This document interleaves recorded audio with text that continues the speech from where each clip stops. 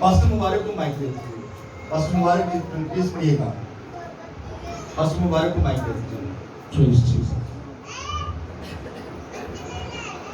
Voice کی کتاب اس کا 7واں باب اور اس کی پہلی 2 ورس کو پڑھتے ہیں. لکھا ہے نیک ماتم کے گھر میں جانا ضیافت کے گھر میں داخل ہونے سے بہتر ہے، کیونکہ سب لوگوں کا انجام یہی ہے، اور جو زندے ہیں اپنے دل میں اس پر سوچیں.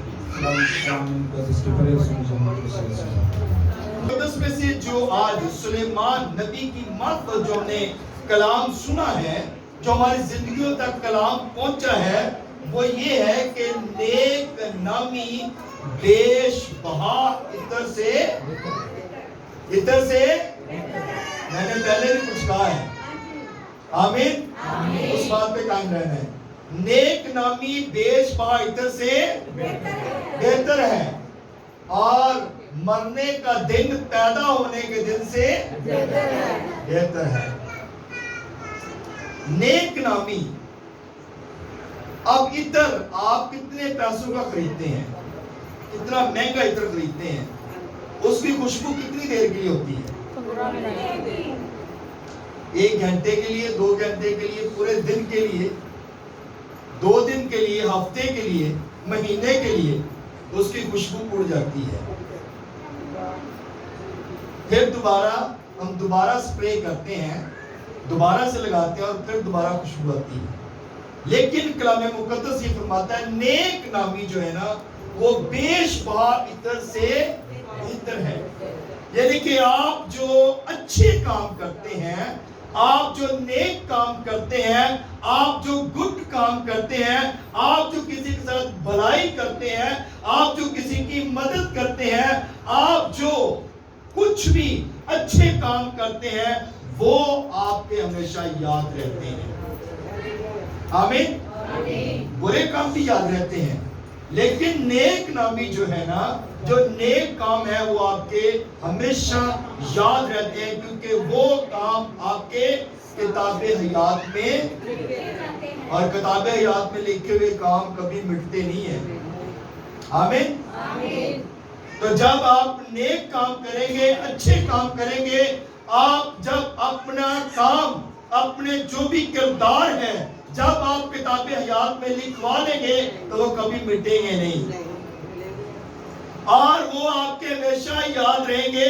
اور جب آپ اس دنیا سے بھی جائیں گے تو ہمارا خدا، آپ کا خدا، ہم سب کا خدا ان کاموں کو یاد کرے گا. آمین.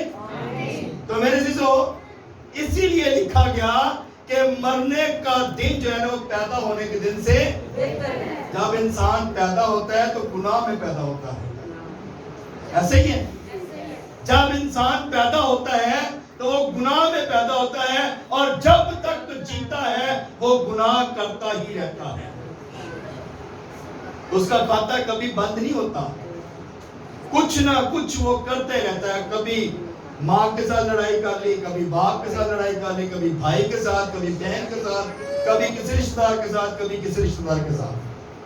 کچھ نہ کچھ ہم کرتے ہی رہتے ہیں، کوئی نہ کوئی غلطی کرتے ہی رہتے ہیں، اور وہ غلطیاں بھی لکھی جاتی ہیں. یہ نہیں کہ وہ نہیں لکھی جاتی، وہ بھی لکھی جاتی ہیں. لیکن جب مر جاتے ہیں تو وہ کھاتا بند ہو جاتا ہے، وہ کتاب بند ہو جاتی ہے، اور پھر آپ کے وہ کام یاد آتے ہیں جو آپ نے زندگی میں رہتے ہوئے کام اچھے کیے ہوتے ہیں، وہ خدا یاد کرتا ہے. آمین. اور پھر لکھا گیا کلام مقدس میں، ماتم کے گھر میں جانا ضیافت کے گھر میں جانے سے بہتر ہے. اسی بڑے ایک دنیاوی مثال اسی کہنے نئے پنجابی دی مثال ہے، کہنے خوشیوں رہ گئے تے کمیوں نہ رہے. یہ سے اپنے کوڑوں کہنے ہیں. ایک کلام دی گل ہے، ایک کلام دی گل ہے. یہ دنیاوی گل لوکاں نے بنائی ہے، لیکن یہ لوکاں نے بنائی نہیں بلکہ کلام چوں پڑھ کے بنائی ہے. آمین. کیونکہ کلام یہ بتاتا ہے کہ ماتم کے گھر میں جانا ضیافت کے گھر میں جانے سے بہتر ہے. یعنی کہ آپ جب ماتم والے گھر میں جاتے ہیں، جب کسی فوتگی والے گھر میں جاتے ہیں، جب آپ ان کے ساتھ ان ان کے غم میں شامل ہوتے ہیں تو پھر اس گھر کے لیے آپ تسلی کا باعث بنتے ہیں. آمین.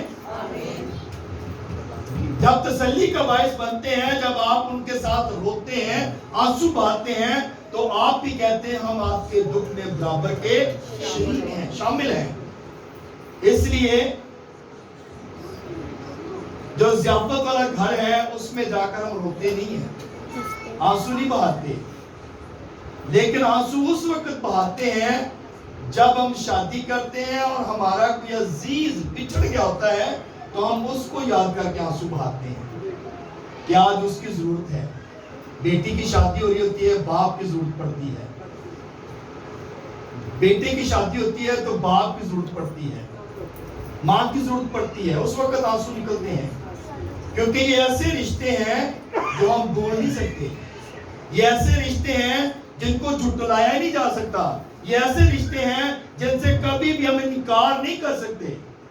اس وقت ہمارے آنسو نکلتے ہیں, اس وقت ہم ان کو یاد کرتے ہیں. یہ ایک حقیقت ہے اور اس حقیقت سے کبھی بھی ہم اپنے منہ کو موڑ نہیں سکتے. آمین. بات کی سمجھ آ رہی ہے؟ آمین. میرے عزیزو, اس لیے کلام مقدس میں یہ بات لکھی گئی کہ جو زندہ لوگ ہیں وہ اس بات پر سوچیں. ہم جو زندہ ہیں نا, ہمیں اس بات پر سوچنے کی ضرورت ہے. کیا ہم نے کبھی اپنی زندگی پہ غور کیا ہے؟ 70, 80, 90 سال تک, 100 سال تک بھی زندہ رہنے ہیں, لیکن کبھی میرا خیال ہے کہ کبھی اپنی زندگی پہ غور نہیں سکھاتے. جو کچھ ہو رہا ہے ٹھیک ہے, جو کچھ ہو رہا ہے ٹھیک ہے, کوئی گل نہیں, دیکھی جائے گی. جدو مرا گے یہ جگ ڈٹھا دگلا کنے, یہ جگ مٹھا دگلا کنے ڈٹھا. اسی یہ حساب لانے ہیں, یہ جگ مٹھا ہے, اگلے نہ پھر ویکھی جائے گی, جدو مرا گے پھر ویکھی جائے گی. انجی ہے نا, یہ جگ مٹھا. کیوں ماں جی ایسی ہے؟ لیکن ہمیں اس بات پہ غور کرنا ہے, سوچنا ہے. کلام مقدس ہمیں یہ بتاتا ہے کہ ہمیں اپنی زندگی پہ غور کرنا ہے, سوچنا ہے کہ ہم کس راہ پر چل رہے ہیں, ہمارے بچے کس راہ پر چل رہے ہیں, کیا ہمارے بچے صحیح ٹریک پر چل رہے ہیں, کیا جب ہم مر جائیں گے تو اس کے بعد ہمارے بچے کس طرف جائیں گے. سجن چوک سے چھٹ جائیں گے, حال کا پتہ ہے سجن چوک کے کیا حال ہے. وہاں پہ نشئی لوگ بیٹھے ہیں سجن چوک میں, ٹیکے لگا رہے ہیں, ایسے چھوڑ کے جائیں گے بچوں کو. ہم نے سوچنا ہے اپنی زندگی پر, اپنے بچوں کے بارے میں. کبھی سوچا ہے آپ نے کہ ہمارے بچے ہمارے بعد کیا کریں گے؟ جائیداد بنانے کے بعد بیچ دینے ہیں. کبھی سوچا ہے بچے کس طرح بنانے کے بعد؟ کوئی نہیں سوچتا. لیکن کلام یہ بتاتا ہے سوچیں, اپنے آپ پر غور کریں. لیکن ایک بات مجھے کلام مقدس میں سے بہت خوبصورت لگتی ہے, اور وہ جو بات ہے بلعام نبی کے بارے میں.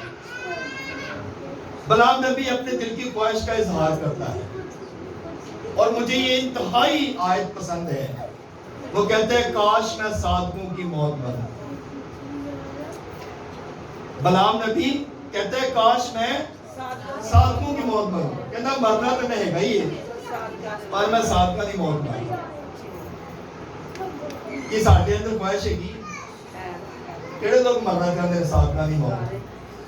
مرنا ساری جانے ہیں, اور ایتھوں نکلنا باہر تے بس ختم, پھر بس کہانی ختم, پھر صادق نہیں رہنا اسی, پھر اسی وہی کام نے جڑے دنیا داری دے گئے. آمین. انجی ہے نا. لیکن میرے عزیزو, اصل میں کلام سنانے کا مقصد یہی ہوتا ہے کہ ہم کچھ سیکھیں, ہم اپنی زندگی میں کچھ سیکھیں. کلام ہمیں سکھاتا ہے.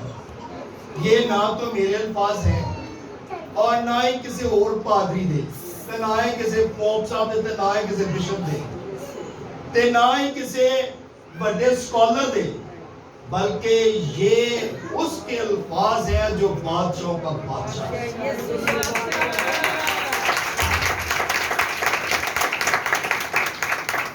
کیونکہ وہی اپنے کلام کو خادموں کے منہ میں ڈالتا ہے اور پھر وہ کلام ہم آگے بیان کرتے ہیں.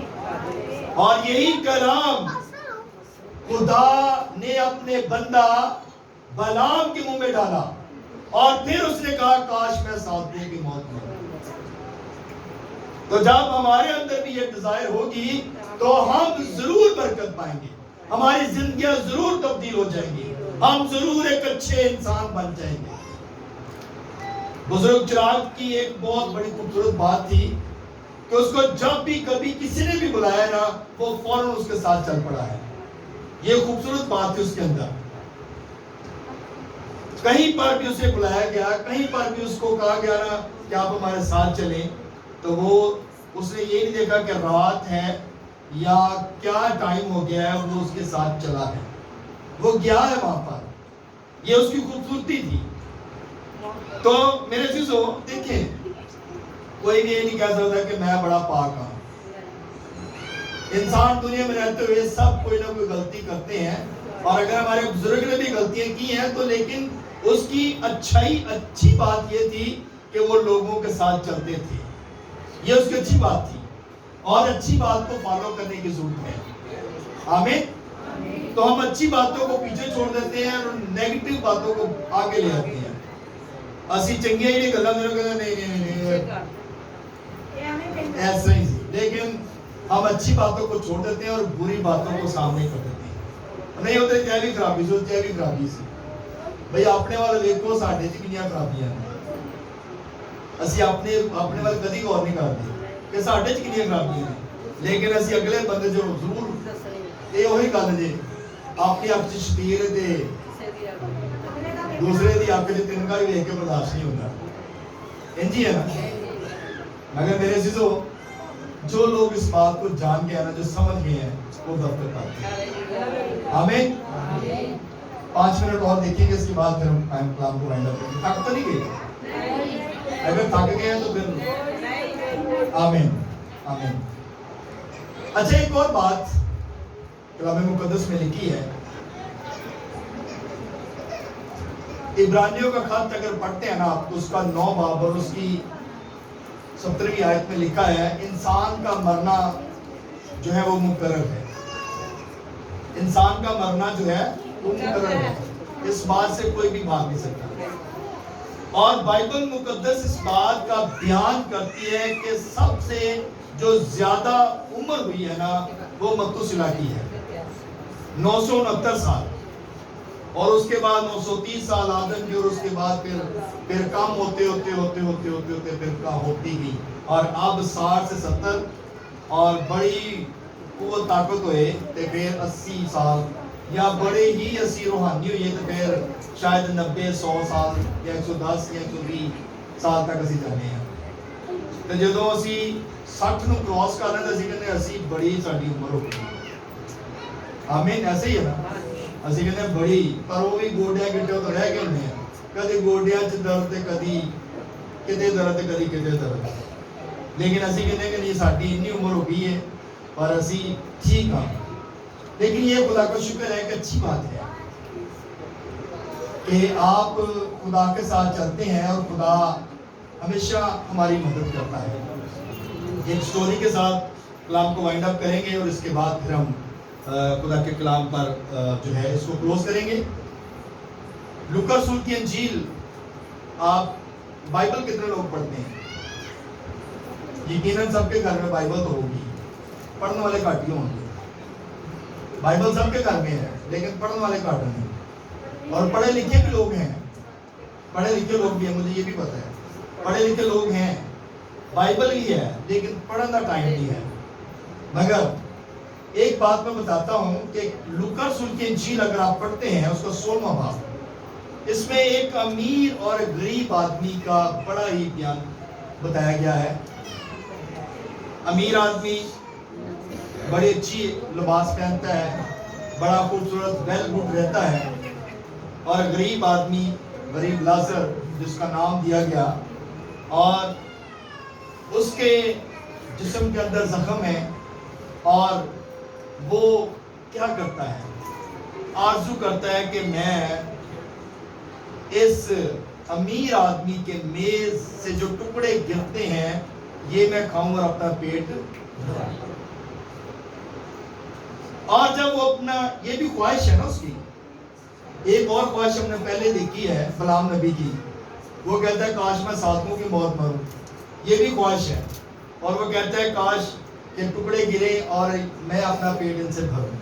پر امیر آدمی کو اس چیز کا پسند نہیں ہے، کیونکہ وہ کہتا ہے کہ کو بو آندی ہے، انہوں چپ کے باہر سوٹا، اپنے نوکروں کو کہتا ہے اس کو دور پھینکاؤ کیونکہ اس کے بدن میں سے بو آتی ہے، اور وہ اس کو اٹھا کر دور پھینک آتے ہیں۔ وقت آتا ہے وہ مر جاتا ہے، اور کلام مقدس یہ فرماتا ہے کہ اس کی روح کو اٹھاتے ہیں اور سیدھا باپ ابراہیم کی گود میں لے جاتے ہیں، اور چند دنوں بعد یا چند مہینوں بعد یا چند سالوں بعد، یہ بائبل نہیں بیان کرتی مگر لکھا ہے کہ وہ بھی مر جاتا ہے، امیر آدمی جو ہے وہ بھی مرتا ہے، اور جب وہ مرتا ہے تو جب وہ جاتا ہے جس جگہ پہ رونا اور دانتوں کا پیسنا ہے، جب وہ وہاں پہ پہنچتا ہے تو پھر وہ اس کی خدا جو ہے وہ ذہن کو کھولتا ہے اور وہ دیکھتا ہے اور کہتا ہے اے باپ اس کو بھیج، یہ اپنی انگلی کو پانی میں ڈبوئے اور میری زبان پر رکھے۔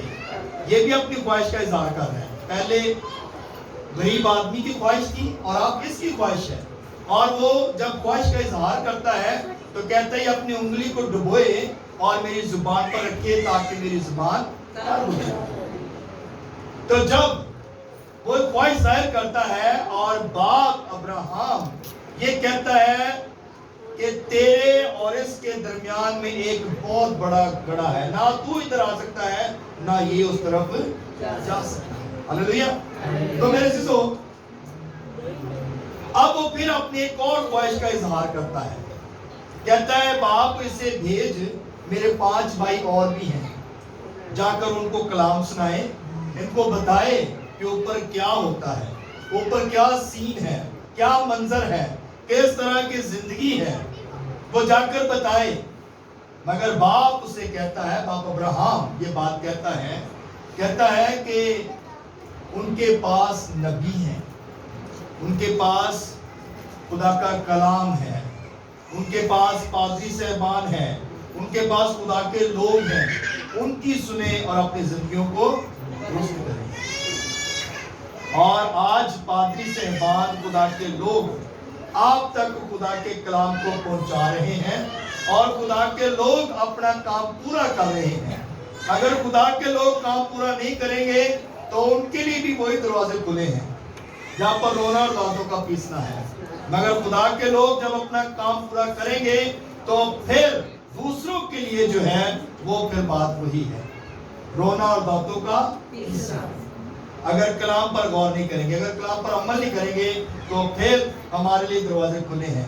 اگر کلام پر غور کریں گے، کلام کو اپنی زندگی میں لیں گے، دوسروں کے ساتھ بھلائی کریں گے، اچھے سے پیش آئیں گے، تو پھر آپ جو ہے آپ کو جو ہے وہ کہنا نہیں پڑے گا کہ میرے لیے دعا کریں کہ میں باپ ابراہیم کی گود میں جاؤں، بلکہ خدا کے فرشتے آئیں گے، اٹھائیں گے اور آپ کو سیدھا باپ ابراہیم کی گود میں لے جائیں گے۔ اسی اتنے دعاواں کرتے مار جانے ہیں پر کوئی پتہ نہیں پہنچ دے گی، لیکن خدا کو پتہ ہے۔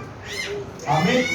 اور یہی سچائی ہے، کسی کو کوئی پتہ نہیں روح کہاں پہ جاتی ہے، یہ خدا کو ہی پتہ ہے، اور ہم خدا کی بات پر غور کرتے ہیں۔ آمین۔ سو میرے عزیزو، خوبصورت بات یہی ہے کہ ہم نے خدا کا ڈر اور خوف رکھنا اور اپنی زندگیوں کو درست اور صحیح راہ پر لے کر چلیں، تاکہ خدا کا کلام ہماری زندگیوں میں کثرت سے کام کرے اور ہم اپنی زندگیوں کو صحیح طریقے پر بسر کرنے میں بن سکیں۔ خدا اس کلام کو وسیلہ سے ہم سب کو بڑی برکت دے۔ آمین۔ آئیے اپنے سروں کو جھکائیں گے۔